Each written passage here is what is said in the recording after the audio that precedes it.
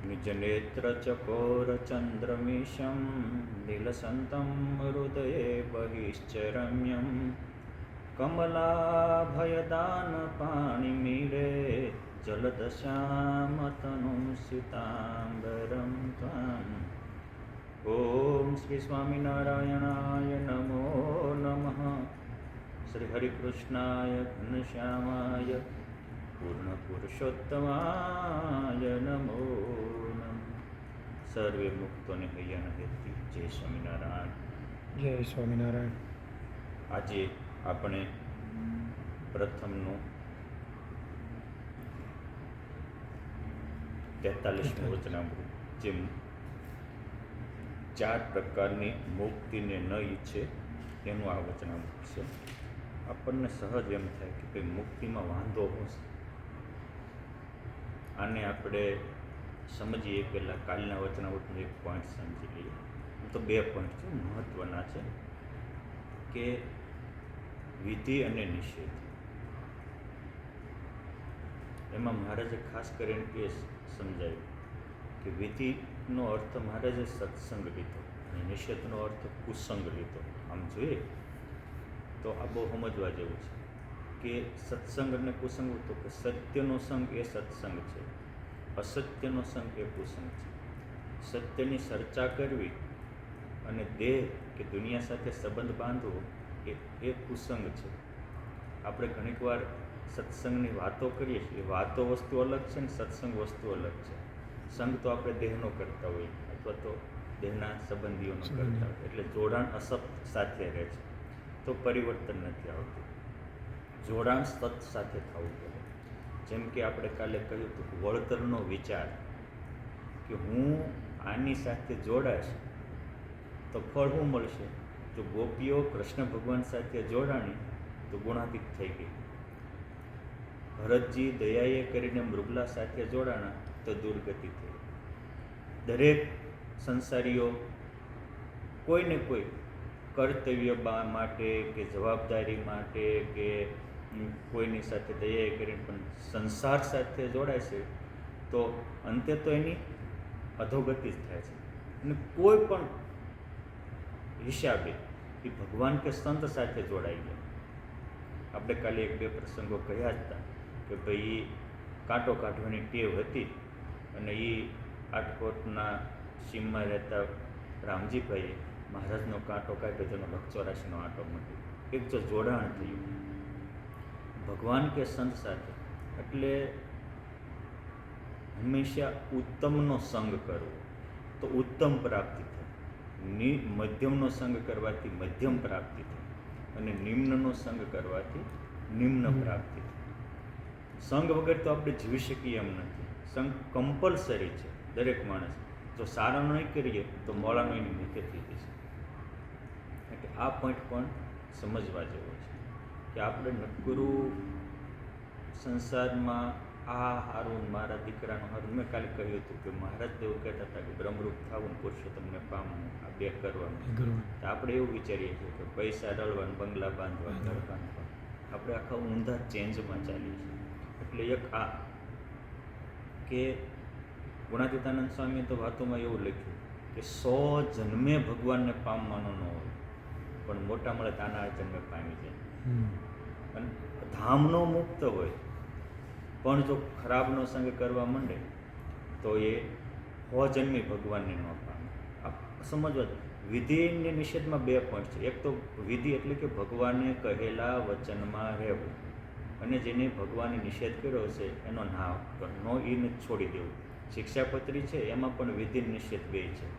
પ્રથમથી I think 34 શ્લોક સુધી નિષેધના શ્લોકો છે કે ભાઈ તમારે હિંસા ન કરવી, સ્ત્રી ધન કે રાજ્યની પ્રાપ્તિ માટે મનુષ્યની હિંસા ન કરવી, યજ્ઞ માટે પણ કોઈ જીવ પ્રાણીની હિંસા ન કરવી, ધર્મ માટે પણ ચોરીનું કર્મ ન કરવું, ક્યારેય કોઈ પણ સંજોગે જુગાર ન રમતો, વ્યભિચારો ન કર્તવ્ય સ્ત્રી વિપુંબીચમ, ક્યારેય વ્યભિચાર ન કરવો, ખરાબ વિચાર ન કરવા, કોઈના ઉપર મિથ્યા આરોપ ન આપવો, વિશ્વાસઘાત ન કરવો, કોઈ દેવ દેવી વેદો સાધુ સંતોની ટીકા નિંદા ન કરવી. આ બધા નિષેધ છે. જેના સાથે રહેવાથી આપણે ભગવાન કે ભગવાનના ભક્તિના માર્ગેથી પડી જાવી, તો એના મુક્તિ ભગવાનની વાર્તા પણ ન સાંભળવી. સ્ત્રી ધન કે રસાસ્વાદને આલંબે લઈ અને ભક્તિનું પોષણ કરતા હોય, પણ મલપા પેટમાં તો સ્ત્રી ધન કે રસાસ્વાદનું પોષણ પડ્યું હોય, તો એવાનો પણ સંગ ન કરવો.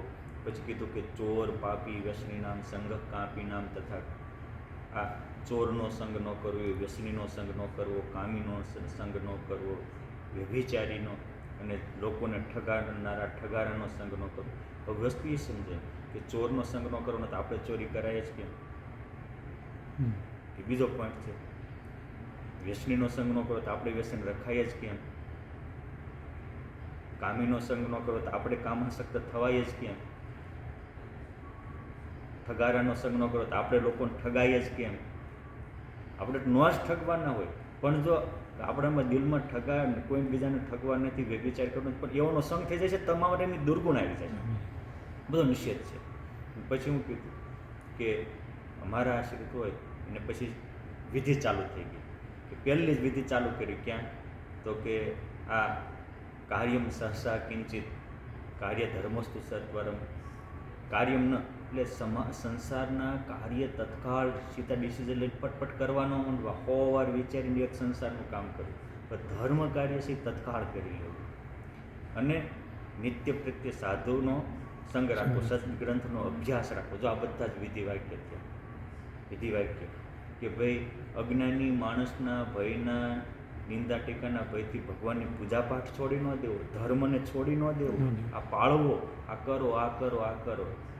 પોતાના અંગો દેખાય એવું ઝીણા વસ્ત્ર ન પહેરો, નિત્ય પ્રત્યે પૂજાપાઠ કરો, નિત્ય તિલક ચાંદલો કરો, કંઠમાં ધારણ કરો, ભગવાનના મંદિરે જાઓ, દીક્ષા લ્યો. આ બધા જ હાનિ કરવા યોગ્ય. હવે પહેલું એ છે, કરવા યોગ્ય આપણેથી થોડુંક ન થતું હોય તો ચાલે, પણ ન યોગ્ય કરવા યોગ્ય તો ન જ કરો. એટલે આ પરમાત્માના વચનો છે એ પાળવા એ વિધિ છે, અને એને જે ના પાડ્યો છે એ ન કરવા એ નિષેધ છે. પણ એની સાથોસાથ આ જે મેઇન વચન છે, જ્યારે વિધિ વાક્ય શરૂ થયા ત્યારે આ કીધું કાર્યમ ન સસા કિંચિત કાર્યો ધર્મસ્તુ સત્વરમ પઠનીયો અધિત વિદ્યા કાર્યો સંગો ન વહમ સત્તા. પહેલો કે તમે ધર્મ કામ સત્વરે કરો, સદગ્રંથનો અભ્યાસ કરો અને સાધુનો સમાગમ નિત્ય કરો, સત્સંગ નિત્ય કરો. શું કામ? કે સત્સંગ કરશો તો જ તમારે શું કરવું શું ન કરવું એની ખબર પડે. પ્રત્યેક વ્યક્તિને સફળ તો થવું જ છે, પરંતુ અને પ્રત્યેક વ્યક્તિમાં નિષ્ફળતા પણ આવતી જ હોય છે. કોઈ એવું ન માનતા કોઈ આજે જે દુનિયામાં સફળ છે એને જિંદગીમાં ક્યારેય નિષ્ફળતા ન થવાની. એને પણ નિષ્ફળતા બહુ આવી છે, પણ એને નિષ્ફળતાનો સામનો સકારાત્મક રીતે કર્યો છે, નેગેટિવમાં સરી નથી ગયા. પાંડવોને કેટલી નિષ્ફળતા છે, પ્રહલાદજીને કેટલી નિષ્ફળતા છે, પરમહંસોને કેટલી નિષ્ફળતા. ભગવાન રામને તે ગાદીએ બેસવું તો વનવાસ મળે, નિષ્ફળતા છે ને. પણ એને હંમેશા સારાનો સંગ હતો એટલે બધું સવળું લીધું. એટલે દરેક વ્યક્તિ જે કક્ષી જે લેવલે હોય એના જીવનમાં સફળતા નિષ્ફળતા એ આ દુનિયાનું અવિભાજ્ય અંગ છે. પણ સફળ વ્યક્તિ નિષ્ફળતાને સત્સંગના પ્રભાવને કારણે હાવી મગજમાં નથી થવા દેતો. અને નિષ્ફળ વ્યક્તિ એક સામાન્ય બાબત હોય, જો અત્યારે આ પરીક્ષાના રિઝલ્ટ આવે તો હવે 2% ઓછા આવે તો શું થઈ ગયું?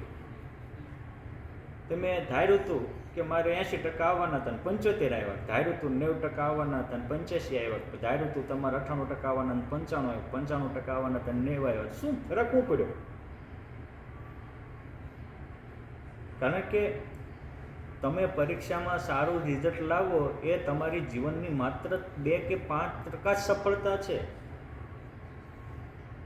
બાકી જીવનની બહુ પરીક્ષાઓ દેવાની બાકી છે. અને તમે એવું માનો છો કે જે પરીક્ષામાં ટોપ લેવલે જે પાસ થયા હતા એ જ દુનિયાના હીરો બન્યા છે. આઈન્સ્ટાઈનને એના શિક્ષકે કહ્યું, એની લેટર લખીને મૂકી દીધો હતો એની મમ્મીને કે આ તમારો છોકરો ઇડિયટ છે, ભણી શકે એવો નથી, માટે અમારી સ્કૂલમાં નહીં આવે.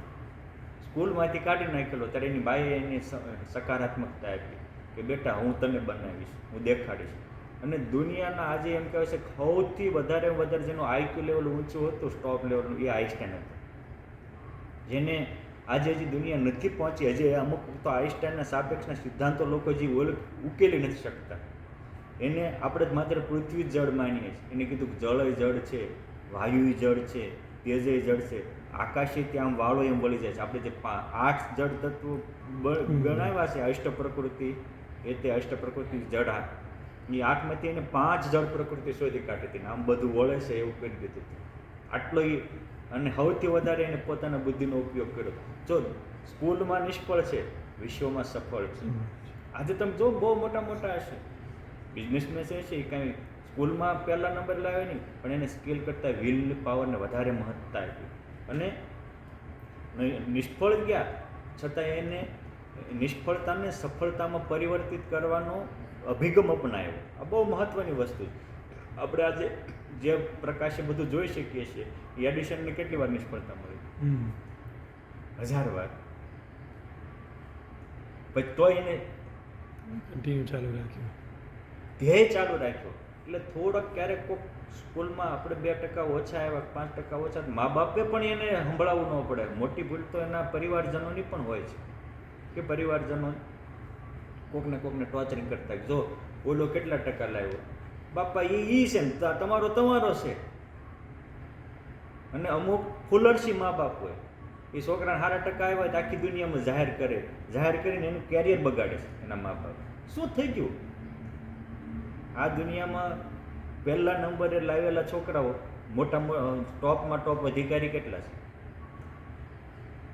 મોટા મોટા બિઝનેસમેન કઈ રહે જે આજે દુનિયાના કક્ષામાં, જે માનો કે સચિન તેંડુલકર હતો ક્રિકેટમાં, એ ભણવામાં નપાસ થયેલો છે, તો એના ફિલ્ડમાં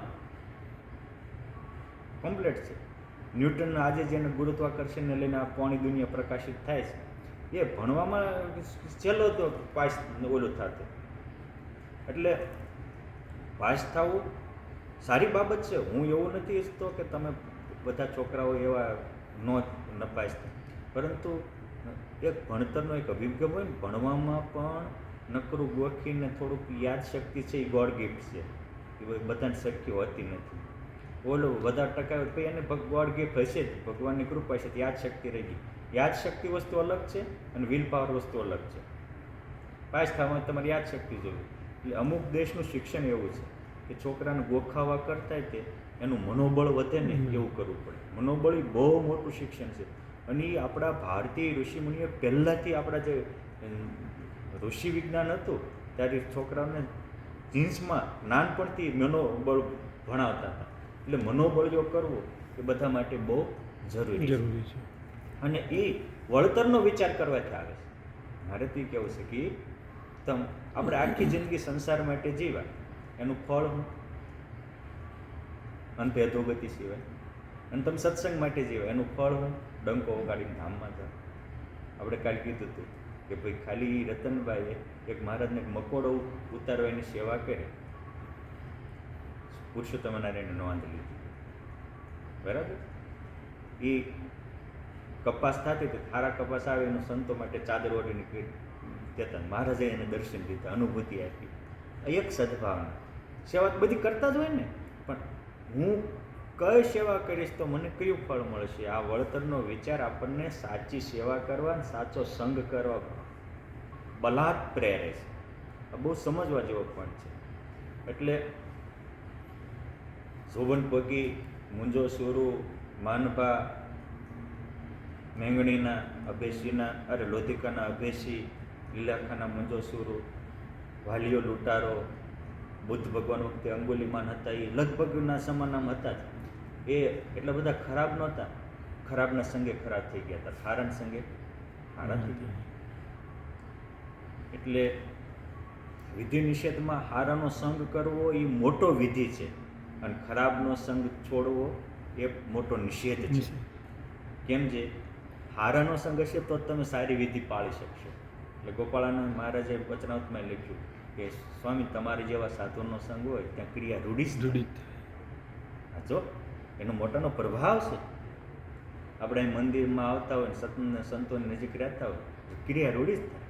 એટલે મેં તો એવું પણ જોયું છે કે સાધુના સંગમાં આવતા હોય, સારાના સંગમાં આવતા હોય તો એના વ્યસનો, વિચાર, દૂષણો આપોઆપ છૂટી જાય છે. બાકી વર્ષો સુધી મોટા તીર્થોની પગે પાળા હાલતા હાલીને યાત્રા કરતા હોય તો પણ એના દૂષણો નથી જતા. તમાકુ ગુટકા ખાતા હોય, ગાળું બોલતા એ કૂટે હોય એમનામ જ રહેશે. એટલે તીર્થયાત્રા કરતાં પણ સત્સંગને વધારે મહત્તા આપણા તમામ ગ્રંથોમાં આપેલી છે. એટલે તો કીધું હું વ્રત, તપ, દાન, યોગ, યજ્ઞ, યાત્રા, સ્વાધ્યાયથી વશ નથી થતો, સત્સંગથી વશ થશે.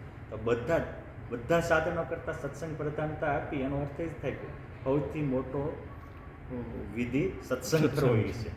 અને સત્સંગ કરવાથી બહુ જાશો તરી તીર્થ પાપ જોશે. દરેકના ક્રિયા હોય એનું ફળ હોય. તીર્થ તમારા પાપ જોશે પણ પાપથી મુક્ત નહીં કે પછી પાછા કરશે ફરીને વળગશે. અને ઓલા તમને એવા નિર્મળ કરશે કે ફરીને પાપ કરવાનું મન જ નહીં. એટલે આટલો આ સમજવાનું છે. એટલે જ મારે કીધું ગમે એવો મોટો હોય તો કુસંગે કરીને તો ભૂંડું જ થાય. અને ગમે તેવો પાપી હોય તો પણ સત્ય સ્વરૂપ એવા ભગવાનનો પ્રસંગ કરે તો પવિત્ર થઈને અભયપદને પામે. આ કુસંગથી તો ભૂંડું જ થાય. અને ગમે એવો પાપી હોય, વાલિયા લૂંટારા જેવો હોય, જુબન પગી જેવો હોય, પાપના પહાડ હોય, પણ સત્સંગ કરે, મોટા સંત કે ભગવાનને શરણે જાય તો એનું રૂડું જ થાય. આ સમજવા જોઈએ. હવે આજનું વચનામૃત છે 4 પ્રકારની મુક્તિ. આ કન્ટિન્યુ એક પછી એક દિવસના ચાલ્યા આવે છે. આ પણ સમજવા જેવું છે. સંવત 1876 મહાસુદ સાતમને દિવસ શ્રીજી મહારાજ શ્રી ગઢામુદે દાદા ખાચરના દરબારમાં ઉગમના દ્વાર ઓરડાની ઓસરીએ ઢોલિયા ઉપર સાંજના સમયે વિરાજમાન હતા અને માથે ધોળી પાઘ બાંધી હતી, ધોળી ચાદર ઓઢી હતી, ધોળો કેસ પહેર્યો હતો. પાઘને વિશે પીળા પુષ્પના તોરા લટકતા હતા, કંઠને વિશે પીળા પુષ્પના હાર પહેર્યા હતા, 2 કાન ઉપર પીળા પુષ્પના ગુચ્છ ખોચ્યા હતા. પોતાના મુખારણની આગળ મુનિ તથા દેશ દેશના ભક્તોની સભા ભરીને બેઠી હતી. તે સમયે શ્રીજી મહારાજે સર્વ ભક્તજન ઉપર કરુણા દ્રષ્ટિ કરીને સર્વની સામું જોઈને બોલ્યા.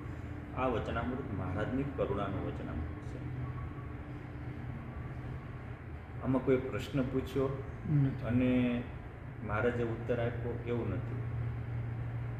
સર્વોપરી પુરુષોત્તમ નારાયણ એ અહીંયા પોતાનું સ્વરૂપ ભાવને દાનમાં દેવા આવ્યા હતા.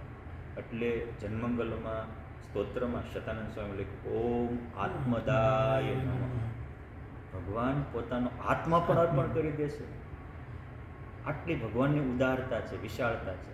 આ વચનામૃતમાં એ ભગવાન કોને પોતાનો આત્મા અર્પણ કરે છે એ એનો મેઇન મુદ્દો છે.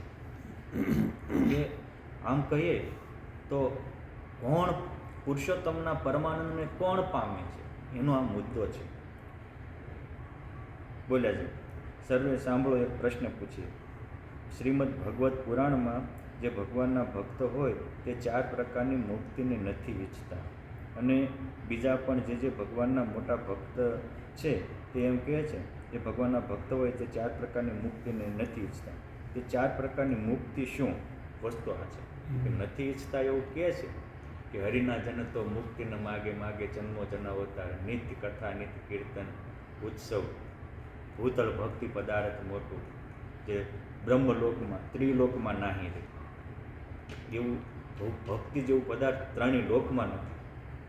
પણ એ ક્યારે નિત્ય કથા નિત્ય કીર્તન ઉત્સવ આ જે નિત્ય સત્સંગ છે, સત્સંગનો એક માહોલ છે એ મુક્તિ કરતાં મોટો છે. હવે મહારાજ 4 પ્રકારની મુક્તિને બતાવે છે અને જે ભાગવતજીમાં કહ્યું છે હમણાં આગળ શ્લોક આવશે તો એ અંબરીશ મહારાજા 4 પ્રકારની મુક્તિને નહોતા ઈચ્છતા. જેને શિક્ષાપત્રીમાં પણ મહારાજ કીધું કે એ તે અંબરીશવત ભક્ત શૌરી આત્મનિવેદન, એ આત્મનિવેદી ભક્ત હતા. અર્થાત પોતાના આત્માને પણ પરમાત્મામાં અર્પણ કરી દીધો હતો એવા એ ભક્ત હતા. અને એ એવા જે નિષ્કામ ભક્ત છે એને મુક્તિની જરૂર નથી. મહારાજ કહે છે 4 પ્રકારની મુક્તિ શું? તો એક તો ભગવાનના લોકમાં રહેવું, બીજું ભગવાનની સમીપે રહેવું, ત્રીજું ભગવાન સરખું રૂપ પામવું, ચોથું ભગવાન સરખું ઐશ્વર્ય પામવું. હવે જુઓ, એક ભગવાન છે, બરાબર છે, અને એક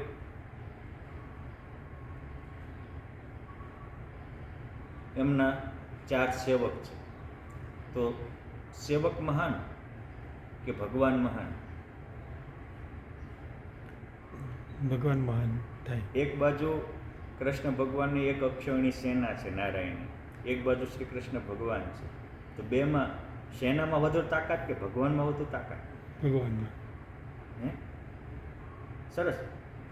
હવે આમાં કીધું કે ભગવાન જેવા રૂપને પામવું, એટલે ભગવાનને નથી પામવું, ભગવાન જેવા રૂપાળા થવું છે. રૂપાળા થાય છે એટલે જગતમાં સારો દેખાય છે. બરાબર છે.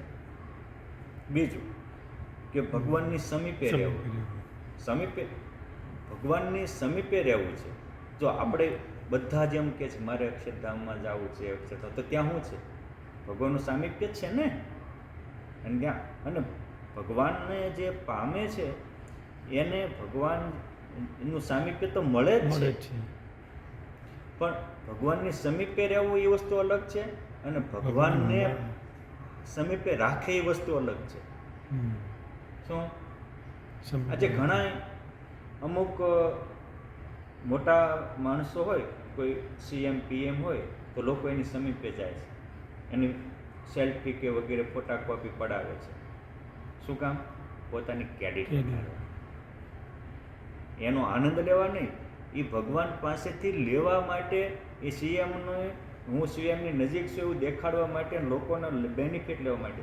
એટલે પછી ખબર પડશે તો CM એનો નહીં રહે કે આ મારી પાસે ફોટા પડાઈ ગયા અને મારો અત્યારે દુરુપયોગ કરે. એમ તમે ભગવાનની સમીપ રહેશો, હું તો ભગવાનની સમીપ રહેનારો છું એમ કરી અને તમે બીજાને ગૌણ કરશો એટલે તમને ભગવાનનો આનંદ પછી નહીં આવે.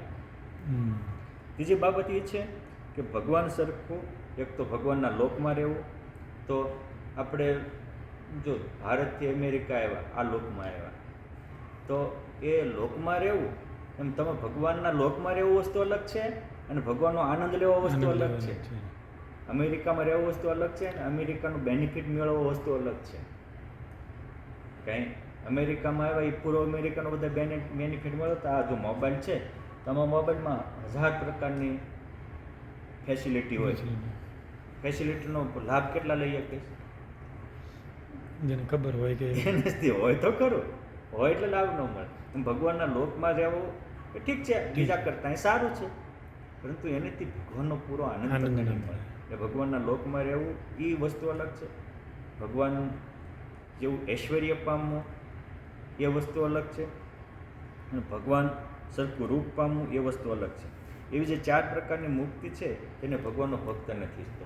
બહુ સરસ વાત છે. મહારાજ એક રાજા યુદ્ધે ગયો, ભવ્યનો દિગ્વિજય થયો, એટલે રાજાએ પોતાના મહેલમાં રાણીઓ હતી એને કહી મોકલ્યું કે તમારે જે જોતું હોય એ માગો, હું લેતો આવીશ. એટલે કોઈ કે મારી માટે સાડી કપડાને આ લેતા આવજો, કોઈ કે મારી માટે ઘરેણાં વસ્તુ લેતા આવજો, કોઈ કે અંગો અંગના બીજા શણગાર લેતા આવજો, કોઈ કે અમારા માટે વાહન મોટા મોટા બીજી ખાદ્ય પદાર્થ વગેરે લેતા આવજો. એક રાણીએ એવું લખ્યું કે મારી માટે તમે હાજે હારા આવજો. તો જો જેને જે માગ્યું એ રાજાએ, જેને વસ્ત્રો માગ્યા તેને વસ્ત્રો આપી દીધા, આભૂષણો માગ્યા તેને આભૂષણો આપી દીધા, જેને વાહન માગ્યા તેને વાહન આપી દીધા, અલંકારો અને ખાદ્ય પદાર્થ માગ્યા હતા બીજા પદાર્થ એ બધું આપી દીધું. પછી રાજા છેલ્લે ઓલી રાણી પાસે ગયો. શું કામ? ઓલાને એની વસ્તુની જરૂર હતી અને આને રાજાની જરૂર. તો હવે ઓલી વસ્તુવાળાને વધારે સુખ મળશે કે રાજા જેની પાસે ગયા પોતાની માન્યતી પટરાણી બનાવી એને વધારે સુખ મળશે? એને વધારે મળે. કોને મળે? જે માનીતી. બસ. હવે એક થોડોક બીજો સમજવા જેવો છે કે કેવળ ભગવાનની સેવાને ઈચ્છે છે, અને એ ભક્ત 4 પ્રકારની મુક્તિ શા માટે નથી ઈચ્છતો? એ પ્રશ્ન છે. તેનો જેને જેવડો આવે એવો ઉત્તર કરો. પછી પરમહંસ કરવા લાગ્યા, ઉત્તર ન હતો. પછી શ્રીજી મહારાજ બોલ્યા છે એ પ્રશ્નનો ઉત્તર એ છે જે ભગવાનનો ભક્ત જ થઈને 4 પ્રકારની મુક્તિની ઈચ્છા રાખે તો એ સકામ કહેવાય, અને જે ચતુર્થા મુક્તિને ન ઈચ્છે ને કેવળ ભગવાનની સેવાને જ ઈચ્છે તે નિષ્કામ ભક્ત કહેવાય. આ વસ્તુ છે સકામતા અને નિષ્કામતા. એક વસ્તુ સમજો, સકામતા નિષ્કામતાની દુશ્મનાવ નથી. હું સકામ જ નિષ્કામ બને છે. નડિયાદમાં પૂજ્ય મોટા થયા તો એટલા ભેજું, પણ એને વાય આવતી અને આમ બુદ્ધિશાળી, અને પછી એટલું બધું દુઃખી તો નર્મદામાં પડવા તૈયાર થાય. ત્યારે એને કોઈક સાધુ સંતો પાડી કે બાળ એટલે મરે શું કામ કે ભગવાનનું નામ લે ને સારો થઈ જાય. ત્યાં કે એમ પણ એને શ્રદ્ધા નહોતી, ભગવાનના નામમાં ભજનમાં શ્રદ્ધા નહોતી તો ન લીધું. થોડા દી લીધું પછી ઓલું થઈ ગયું. ગાંધીજીને પત્ર લખ્યો કે મારે આ શરીરમાં રોગ છે એનો મટવાનો ઉપાય. ત્યાં કે મને પહેલાં ભય આવતો હતો, તો મેં રામ નામ જપ્યો તો હું નિર્ભય થઈ ગયો. તો તું પણ ભગવાનનું નામ જપીશ તો તારો રોગ વહી જાય છે. ભગવાનનું નામ એ સર્વે ઔષધિઓનો રાજા છે. પણ આને પ્રતીતિ ન આવી. જો પ્રાપ્તિ વસ્તુ અલગ છે અને પ્રાપ્તિની પ્રતીતિ વસ્તુ અલગ છે. પ્રાપ્તિની પ્રતીતિ માણસને પરમાનંદથી ભરે છે. ફરી વાર, પ્રાપ્તિની પ્રતીતિ માણસને પરમાનંદથી ભરે છે. આપણને જે પ્રાપ્તિ થઈ એમાં વિશ્વાસ તો હોવો જોઈએ ને. હવે આને ન મનાણું, જો કહેતા તો હોય પણ મનાય નહીં. પછી એક દિવસ એના મકાનમાં જે ઉતરવા ગયા અચાનક વાવ આવી તે પગ લપટ્યો, દડદડ પડ્યા, બચી ગયા, બહુ વાગ્યું. પછી લોકોએ કીધું ભાઈ આ તમારે પૂર્વનું કઠણ પ્રારબ્ધ છે, આને ભગવાન સારું કરે તો થઈ શકે, તમે ભગવાનના નામમાં લાગી જાઓ. તો એ ભગવાનના નામમાં જોડાઈ ગયા. પછી એને એમ થયું કે હવે બીજો કોઈ રસ્તો જ નથી, જો સકામ જ છે હું સાચો થાવ, હું સાચો થાવ. પણ એવા ભગવાનના નામમાં જોડાઈ ગયા, એવા જામમાં જોડાઈ ગયા. તો પછી એવા મહાન નિષ્કામી થયા. આજે એના નડિયાદના પૂજ્ય મોટાના ઘણા સારા કાર્યના સુવાસ પણ ફેલાણેલી છે. એકાંતિક ભક્ત થયું. પહેલાં કેવા હતા? રોગ મટાડતા છે ને, એમાંથી જ નિષ્કામતા કરી. દૂધ દહીંનો દુશ્મન નથી, દૂધમાંથી જ દહીં સર્જન થાય છે અને દહીંમાંથી જ માખણ થાય છે. એ એકબીજાના દુશ્મન નથી. એમ નાસ્તિકતા એ આસ્તિકતાનો દુશ્મન નથી. જો તમે શ્રદ્ધા ભાવથી સેવો તો નાસ્તિક જ આસ્તિક થાય છે. પ્રહલાદને એના બાપાને જેમ પહેલાં કાંઈ પ્રતીતિ નહોતી, પણ ઓલા ભગવાને કુંભવાના નિભાડામાંથી બિલાડીના બચ્ચા બચાવ્યા, એ નજરે જોયું તો એમ થયું ના ના ભગવાન સાચા છે. જો નાસ્તિક હતા એ આસ્તિક થઈ ગયા. હવે ઘટના ઘટે પછી તમને પ્રતીતિ આવી પડે. નામ તો હતું જ પણ એમાં પ્રતીતિ બેઠી, એટલી પ્રહલાદને પરમાનંદ પ્રગટ્યો. નામથી રોગ મટે એવી પ્રાપ્તિ તો હતી જ, પણ એમાં પ્રતીતિ આવી ત્યારે રામ પૂજ્ય મોટા એ પરમાનંદના ભોગતા બન્યા. આમ આરંભમાં આપણે ભગવાનને ભજશું તો યમપુરીના દુઃખથી મુકાઈ જઈશું, આ લોકમાં પણ સુખી થશું, આવી જ ભાવના હોય. અને આ ભાવના થતાં થતાં એકવાર ભગવાનને પામી જાય ને તો ભગવાન જેવું તો કોઈ નથી.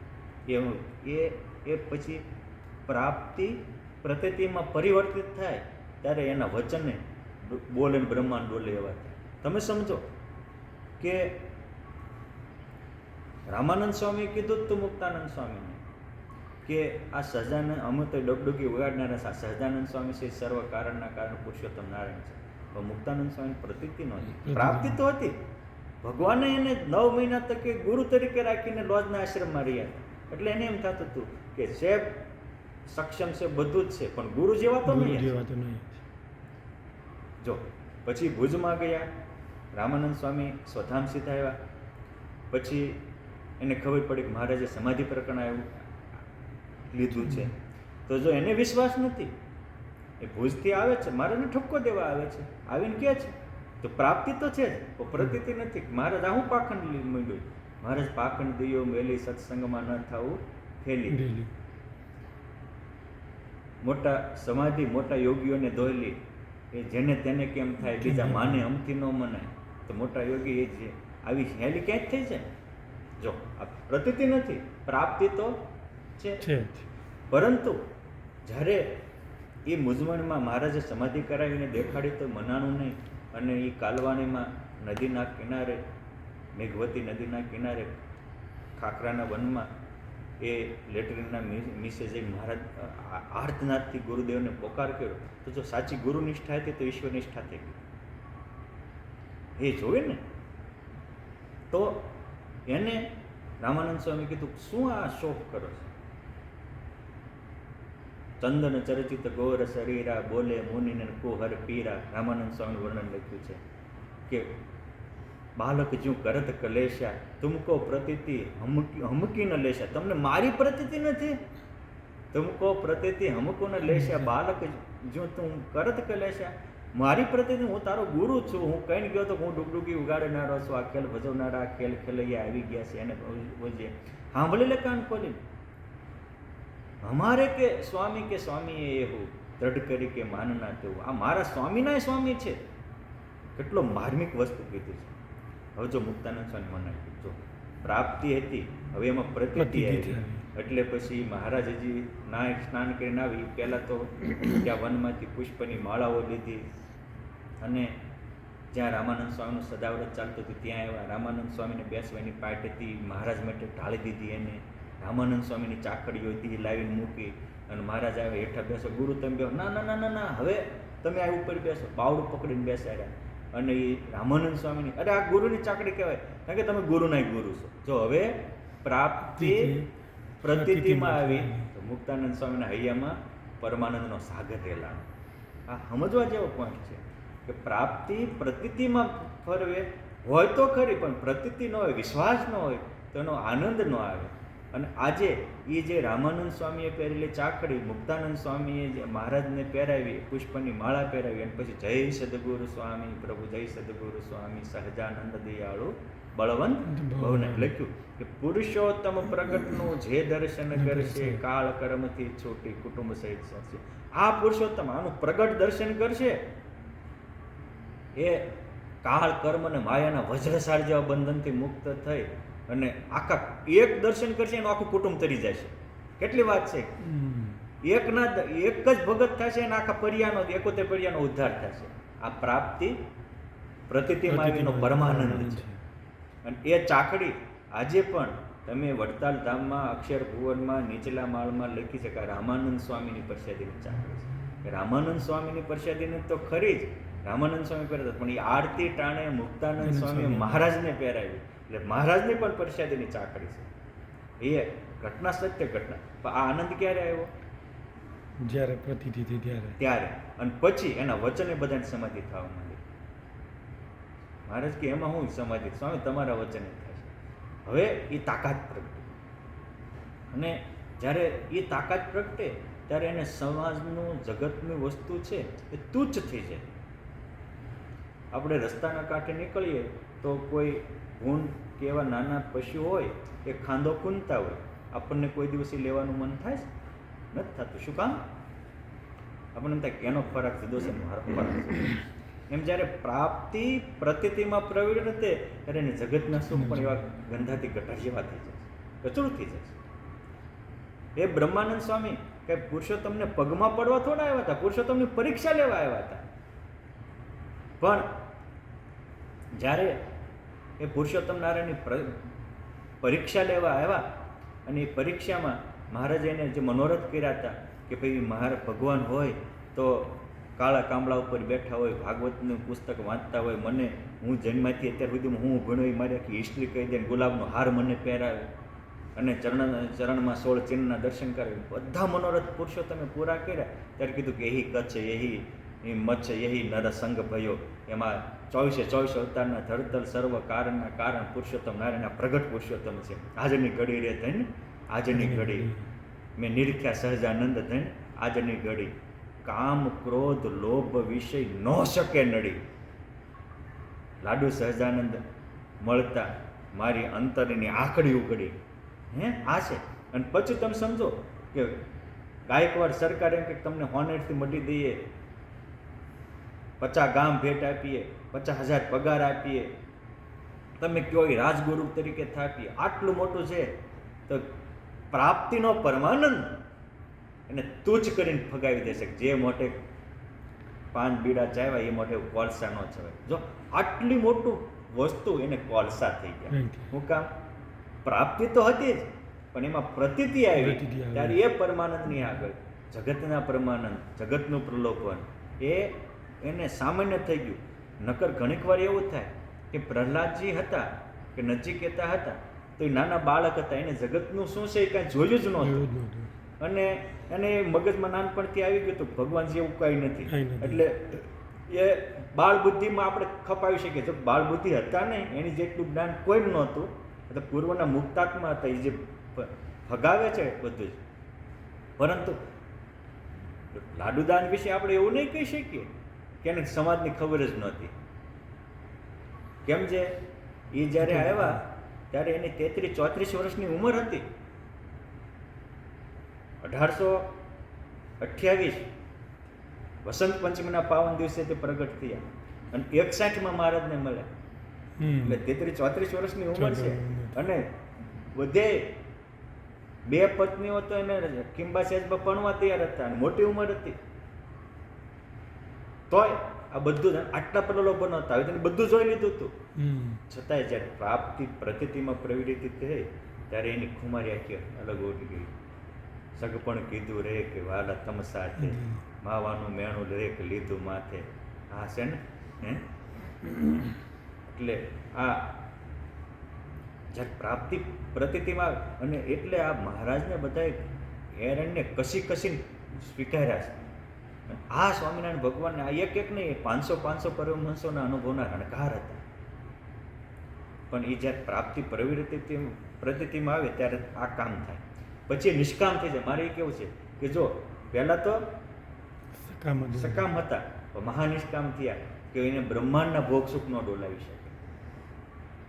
પછી એ બોલે ને બ્રહ્માંડ ડોલે. કેમ છે હવે મહારાજ કહે છે કે ભાગવતમાં કહ્યું છે, એટલે ભાગવતજીમાં મેં કીધું ને કે અંબરીશ રાજાના આખ્યાનમાં જ કીધું છે.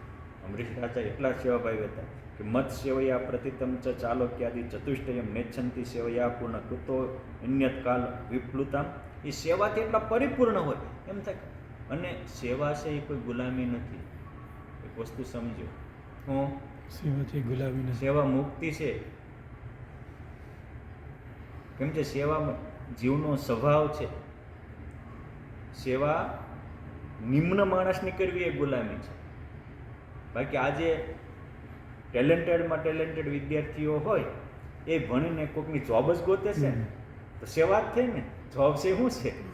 અને સારી જગ્યાએ સેવા મળે, સારી જે જોબ મળે શું કહે છે?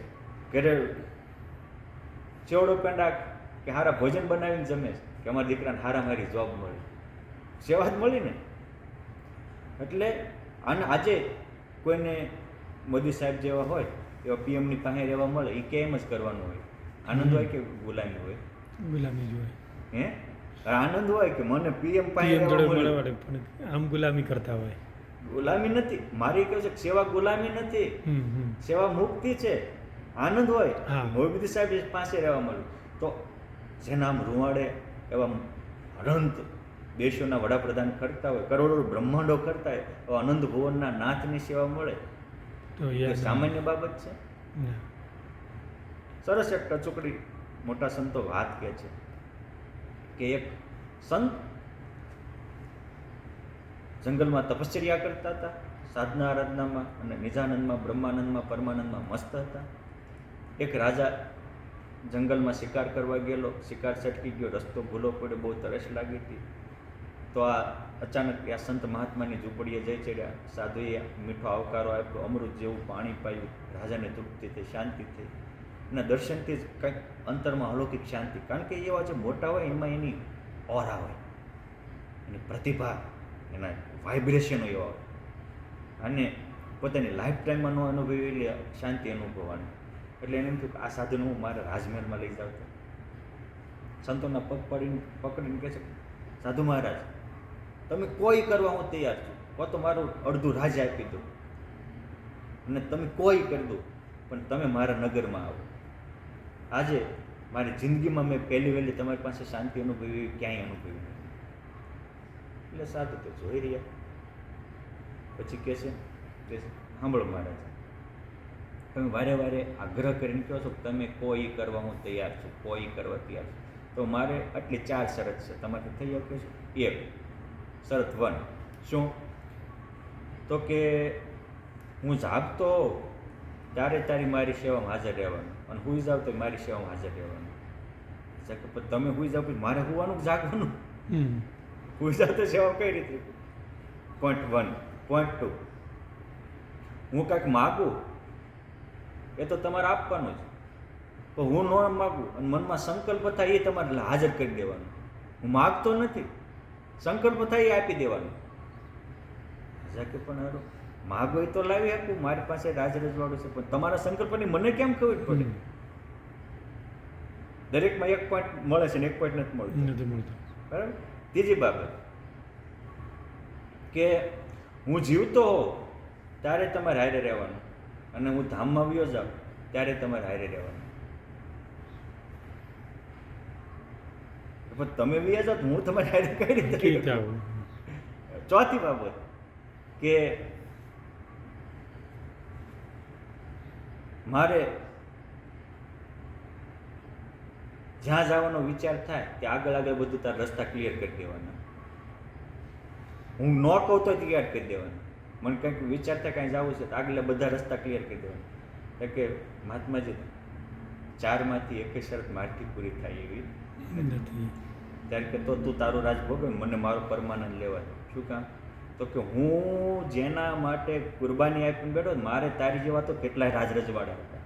આજ હું જેની માટે બેઠો છું એ પુરુષોત્તમ નારાયણ મારી જાગતા ખબર રાખે છે ને સુઈ જાવ તો ખબર રાખે છે.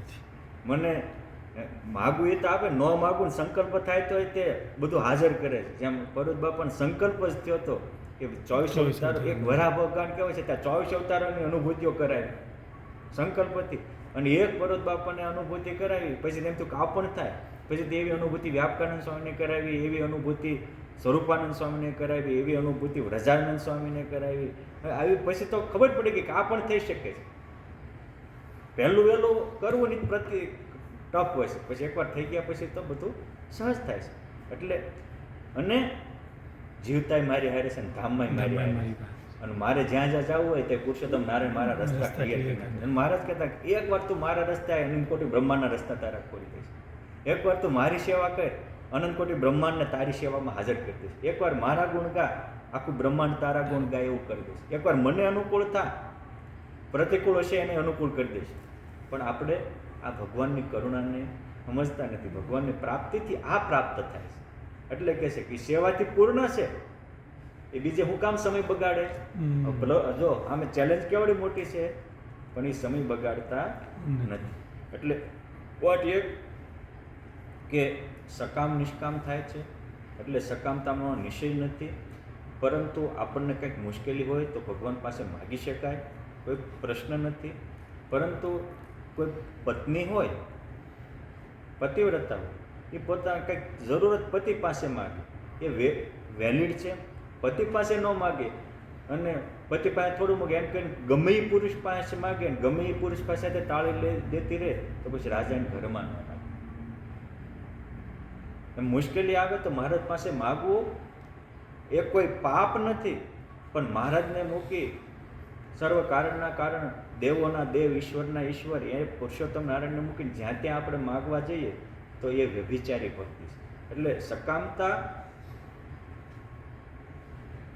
સારી, વ્યભિચારતા કરતા માટે સકામતા, વ્યભિચારી મટીને સકામ થવું, સકામ મટીને નિષ્કામ થવું.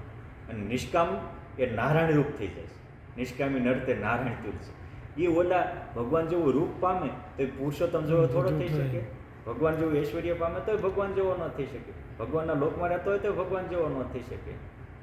એટલે અહીં કહે છે કે જો સાલોક્ય શ્રાષ્ટિ સામીપ્ય સારૂપ્ય એક મચ્યુત દીયમાનમ ન ગૃહંતી વિના મત સેવનમ જના. આનો અર્થ એ છે જે ભગવાનના નિષ્કામ ભક્ત છે તે સેવા, જે ભગવાનની પરિચર્યા કરવી, તે જો ચતુર્ધા મુક્તિમાં ન હોય તો ન ઈચ્છે.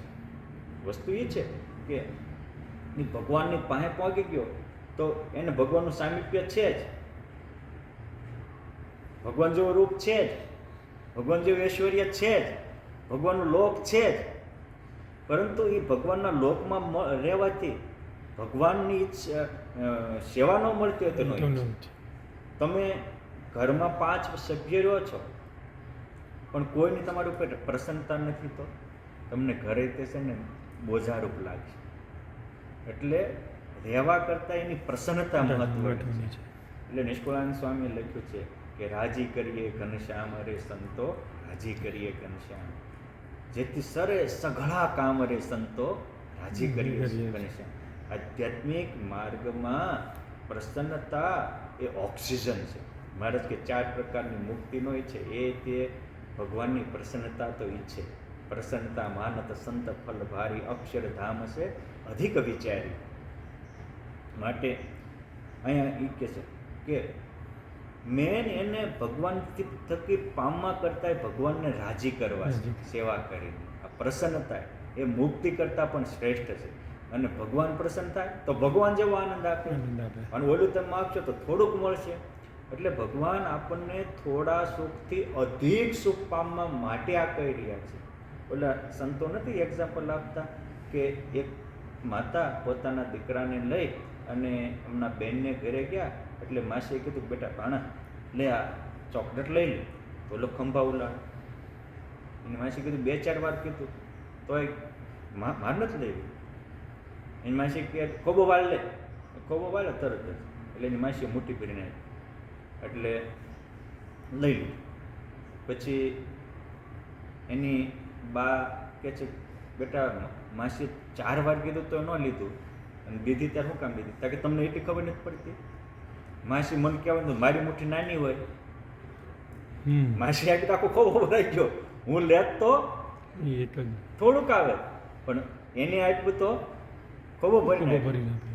સેમ આપણે ભગવાન પાસે માગશું તો 4 માંથી એક જ મળશે, એક જ આપશે. પણ ભગવાન આપશે તો એ 4 આપી દેશે એક હારે. એટલે તમે એની પ્રસન્નતા ઈચ્છો, અને એ તો બલાત આપે. જો કીધું એ પુરુષોત્તમની સેવા ઈચ્છો તો 4 પ્રકારની મુક્તિ બલાત મળશે, પણ ઓલું ઈચ્છો તો એકાદું જ મળશે કે હાલો મારે ભગવાનના ધામમાં જવું છે, હાલ ધામમાં પહોંચી ગયા. તો જે ભગવાનની સેવા અને એનું સામિપ્ય છે એ નહીં મળે. એટલે અહીં કહે છે કે સેવા મુક્તિ કરતાં પણ બેટર છે. એટલે મેઇન વસ્તુ સેવા છે. અને સેવાના સહયોગ તરીકે ભગવાનનો લોક, ભગવાનનું સામિપ્ય, ભગવાન જેવું રૂપ એ તો સહેજે મળવાનું છે. ઓલું ભગવાનને છોડી ના માગશો તો ભગવાનનો પરમાનંદથી તમે વંચિત રહી જશો. એટલે આ મહાનિષ્કામિતા છે. અને એ ભક્ત નથી ઈચ્છતા તો પણ બળાત્કાર ભગવાનની એને પોતાનું ઐશ્વર્ય અને સુખ ને બધું જ પમાડે, બધું જ પમાડે. અને તમે જુઓ પુરુષોત્તમ નારાયણ આમ કે આમ વ્યાપકાનંદ સ્વામી આમ કરે તો બ્રહ્માંડો ચોળી નાખે. એટલી તાકાત છે. હું કામ એક ભગવાનને રાખ્યા તો બ્રહ્માંડો ઉપજાવી શકે અને બ્રહ્માંડો ચોળી શકે. મહારાજ તો એવું કહેતા કે આ મારા સાધુ છે એને તમને ખબર નથી કેવા છે. ऐसे ये ब्रह्मांड को खड़े करे पल माही, समर्थ रहे बड़ जोरी हम ही जानता है. हमारा एक साधु संकल्पથી બ્રહ્માંડો ઉત્પન્ન કરે.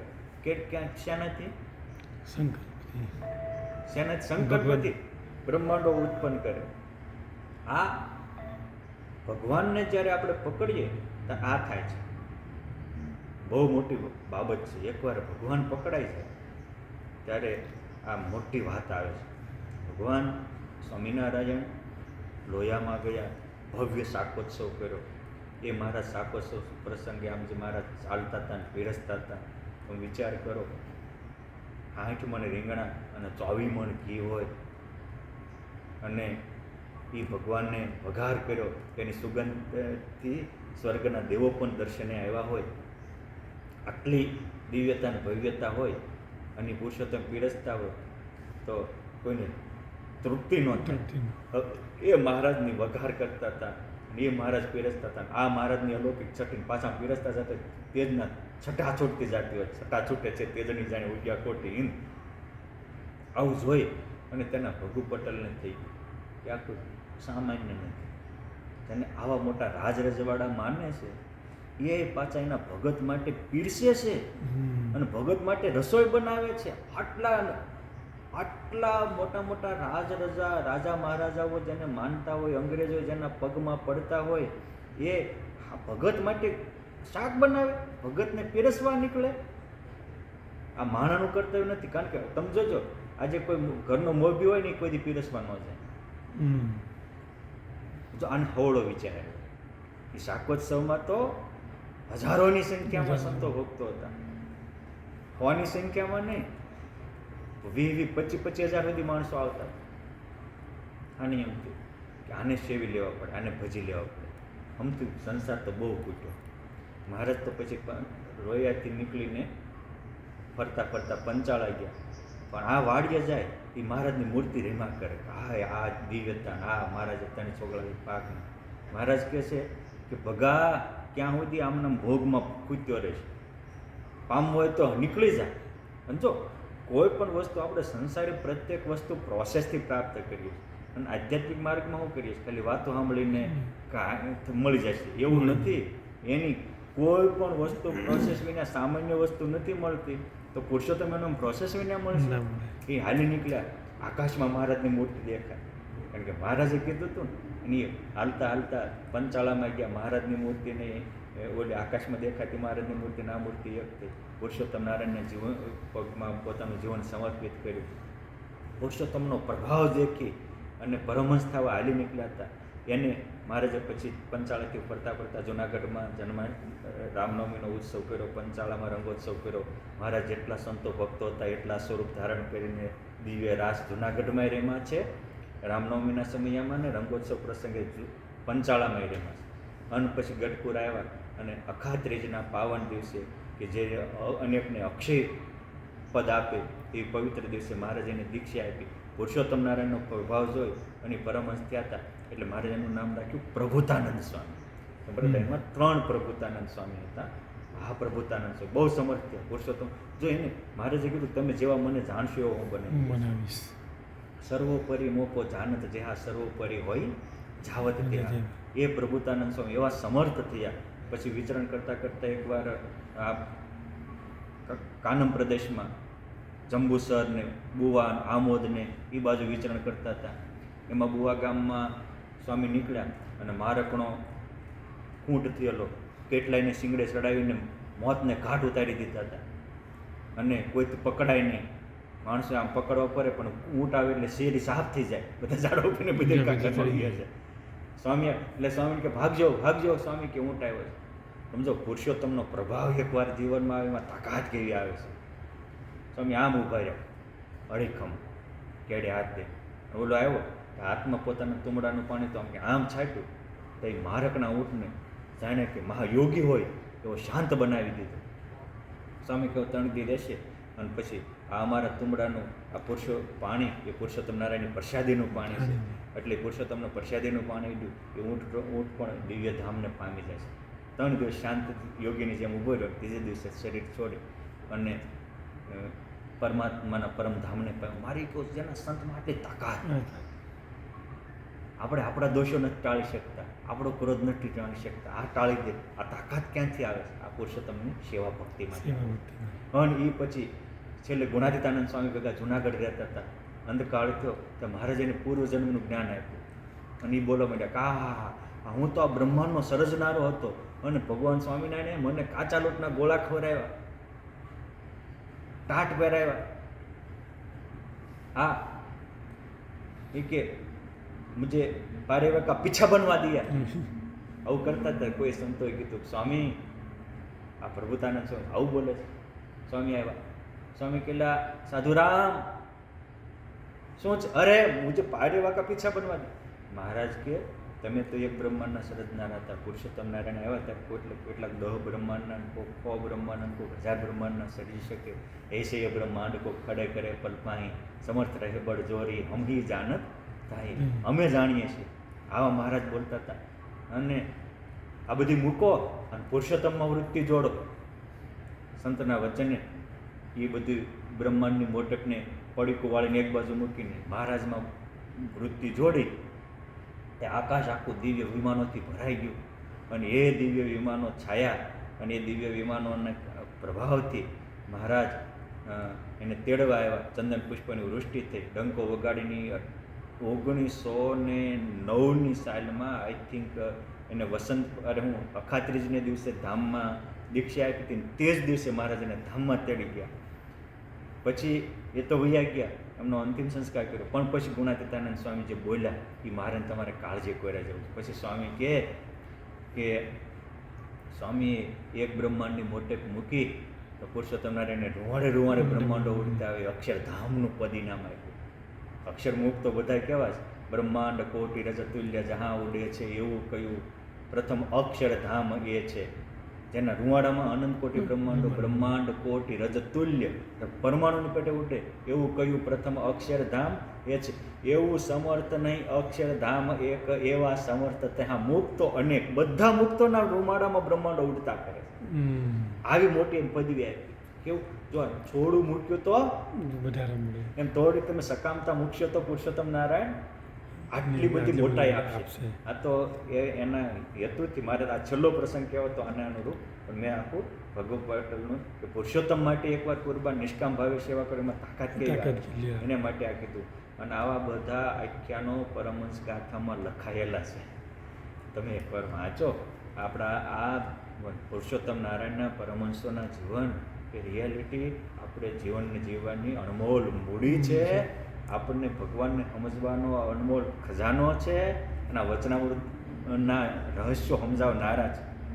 અહીં કપિલદેવે ભગવાનમાં કહ્યું છે યથો વિભૂતિ મમ માયા વિનસ્તસ્મય અષ્ટાંગમ મનુ પ્રવૃત્તમ શ્રિયમ ભાગવતી વા અસ્પૃહ્યંતિ ભદ્રા પરસ્ય મે તે સ્નુવતે તુ લોકે. અને એ નિષ્કામ ભક્તને જ ગીતામાં ભગવાને જ્ઞાની કહ્યો છે અને જે સકામ ભક્ત છે તેને યથાર્થી કહ્યો છે. અર્થાત પ્રથમનું 56માં એ કીધું કે ભગવાને 4 પ્રકારના ભક્તો કયા છે. આર્તો જિજ્ઞાસી અર્થાત જ્ઞાની છે વર્તે આર્ષકો તેશ્યામ જ્ઞાની નિત્યયુક્ત. એમાં એક જ્ઞાની છે એ મને પ્રિય છે, હું એને પ્રિય છું. શું કામ તો કે મહારાજ કે જ્ઞાની છે એ બ્રહ્મરૂપે વર્તે છે અને બ્રહ્મરૂપ વર્તે છે એટલે ભગવાનનો યથાર્થ મહિમા સમજી શકે. એમાં કોઈ કામના નથી. આર્ત જિજ્ઞાસુ અર્થાત ભક્ત હારસ પણ એમાં કામના અને એ કામના એને બ્રહ્મરૂપ નથી થવા દેતી. એમ આ 4 પ્રકારની મુક્તિ પણ બ્રહ્મરૂપ થવામાં આડો ઘટ બને છે અને પુરુષોત્તમ નારાયણ આ કરવા માગે છે. એક સમજવા જેવું પણ મહારાજ ગઢપુરમાં બેઠા હતા અને બધાને કીધું મુક્તાનંદ સ્વામીને નિષ્કામ તમે અમારા સેવક છો ઢોલિયાના? અરે મહારાજ અમે તો તમારા એક બાજુ બેસો. બ્રહ્માનંદ સ્વામી બેઠા ને મુક્તાનંદ સ્વામી બેઠા ને ગોપાળાનંદ સ્વામી બેઠા ને ગુણાતીતાનંદ સ્વામી બેઠા. એટલે બધાને એમ થઈ ગયું મહારાજે આ પૂછે છે એ ખોટું પૂછે છે. એટલે દરબારનું કીધું તમે કોને? અરે મહારાજ અમે તો તમારા ઢોલિયાના સેવક. મને કે બેસો પાય. બીજાને પૂછ્યું ઢોલિયાના સેવક, બેસો પાય. બધાને એમ થઈ ગયું ઢોલિયાના સેવક જ મહારાજને ગમે છે, પોતાના સેવક ગમતા નથી. પછી બધા ઢોલિયા પાસે ચારે બાજુ બેસી ગયા એટલે મારા ઢોલિયા ઉપરથી ઠેકડો મારી ઉતરીને સાધુની વચ્ચે બેસી ગયા કે ઢોલિયાના સેવક ઢોલિયા રહ્યા હો અને અમારા સેવક હતા એની વચ્ચે અમે બેસ્યો. આ સમજવા જેવો પ્રસંગ છે કે ઢોલિયાના 4 પાયા એ 4 મુક્તિ છે અને ઢોલિયો એ અક્ષરધામનું તખત છે પણ એ તખત ઉપર બેસનારો પુરુષોત્તમ નારાયણ તો મુક્ત મંડળમાં છે. માટે તમે સકામ થશો તો ઢોલિયા રહેશો પણ પુરુષોત્તમ હાથમાં નહીં આવે. અક્ષરધામનું તખત હાથમાં આવશે, 4 પ્રકારની મુક્તિ આવશે, પુરુષોત્તમ તમારામાં છટકી જશે. અને જો નિષ્કામ થશો તો બાપ ઢોલિયો અને અક્ષરધામનું તખત ને પુરુષોત્તમ નારાયણ બધું હાથમાં રહેશે. હે પછી તો હરે ફરે કરે કાંઈ કામ રહી મૂર્તિમાં આઠો જામ એક હરિજન પર્વત વાય સદા રહે મૂર્તિમાં. આવું અલૌકિક સ્થિતિ થાય છે. એટલે કે છે જ્ઞાનીને આત્મા કહ્યો છે. શું કામ? ભગવાનના ભક્તને ભગવાનની સેવાને બીજું કાંઈ નહીં ઈચ્છવું અને ઈચ્છે એટલી કાચક કહેવાય. અને જો એ કાચક હોય તો નિષ્કામ એવા જે એકાંતિક ભક્ત તેનો સમાગમ કરીને કાચક ટાળવી. હવે એ આ જે સમજતા હોય એ સમજી શકે આ વસ્તુ આટલી દિવ્ય છે, ભવ્ય છે, અલૌકિક છે અને આ એક કોમન બાબત છે જેનામાં જે હોય એ આપે. આ દુનિયાનો નિયમ છે કે તમે વ્યસની સંગે રહેશો તો વ્યસની થઈ જશો, વ્યભિચારીની સંગે રહેશો તો વ્યભિચારી થઈ જશો, દારૂડિયાના સંગે રહેશો તો દારૂ કે ડ્રગ લેતા થઈ જશો અને નિષ્કામીના યોગમાં આવશો તો નિષ્કામી થઈ જશો, બ્રહ્મરૂપના યોગમાં આવશો તો બ્રહ્મરૂપ થઈ જશો. યોગમાં આવવાનો અર્થ છે એમાં વિશ્વાસ મૂકશો, પ્રેમ કરશો તો. એટલે કે છે નિષ્કામ ભક્તના સંગે કરીને કાચક ટાળવી. એટલે આપણા માટે આ નિષ્કામ ભક્ત હોવા પણ બહુ જરૂરી છે.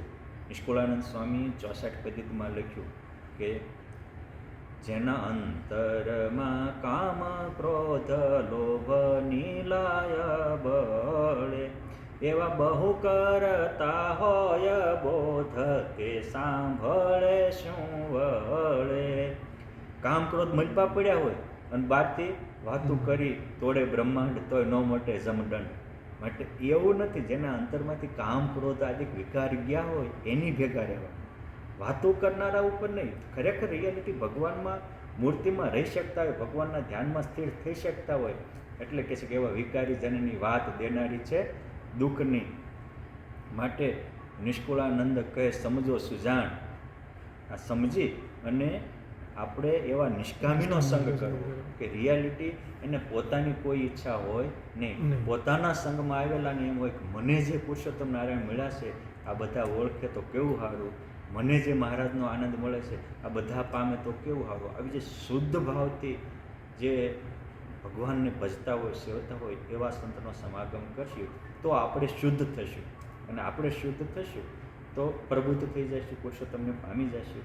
માટે પ્રાપ્તિ પ્રતિથિમાં ફરે તો પરમાનંદ મળે.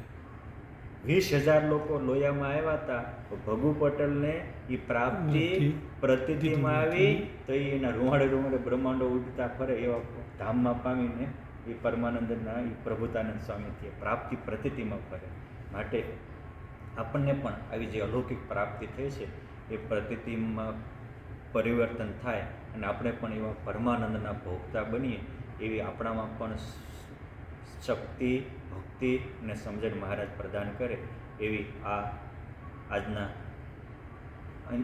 પ્રથમના 43મા વચનામૃતનો સાર રૂપે પ્રભુને પ્રાર્થના સાથે અસ્તુ. જય સ્વામિનારાયણ.